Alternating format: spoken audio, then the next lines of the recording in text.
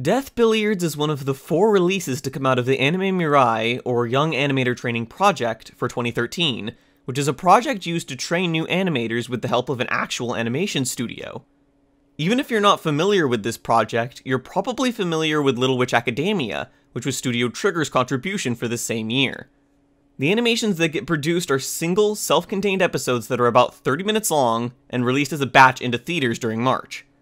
Little Witch Academia ended up being the most talked about and praised release of not only this year, but probably of the Young Animator Training Project as a whole, which started in 2010. But I would actually rather talk about Death Billiards, because it's a fascinating little product that I feel didn't get talked about enough. Seeing as how short it is, I'm pretty much going to be covering most of what happens in it, so if you haven't seen it yet, I suggest pausing the video and watching it now before continuing. It's so short that there's really no reason you shouldn't anyways. Seriously, I'll give you 5 seconds to stop the video so you can go watch it first.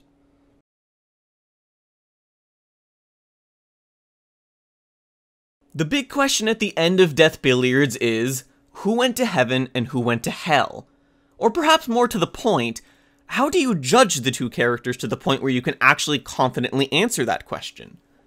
As you watch, you observe the characters in order to learn as much about them as possible, and decide whether you like them or not. They both seem pretty well-mannered and decent at the start, but once the game of billiards is underway, you also learn about their faults, namely how the young guy is kind of a cheating asshole, and the old man used to be a bully in his past. It's easy given what transpires to say that the young guy should go to hell and the old man to heaven. After all, the young guy's girlfriend killed him because he cheated on her, and he also resorted to violence in order to win the game. But nothing's really that simple, is it? What if, like the old man, he was also going to grow into a calm, quiet old man? The old man was a bully in his past. Is it fair to give him a pass just because he was actually able to live long enough to grow out of this behavior? Nobody is perfect. Everyone makes mistakes in their life. And yes, the young guy fought with the old man in order to stop him from winning, but the bartender himself said that he had not forbidden the use of violence to win. Is it fair to condemn the young guy for it when it was something he was actually perfectly allowed to do? Then as the 2 are led into their respective elevators, each going into who knows where, you come to a sudden realization. You don't even know these 2 guys' names.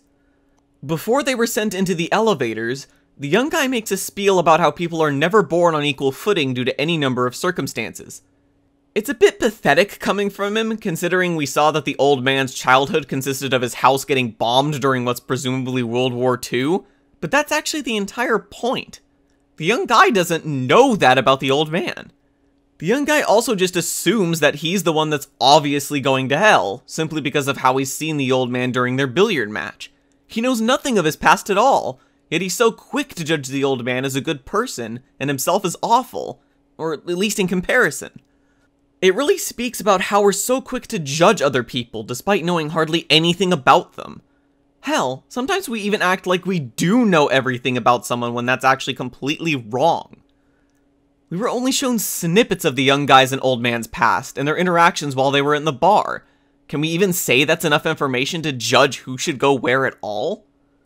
Ultimately, Death Billiards raises more questions than answers, but that's because there really is no one answer.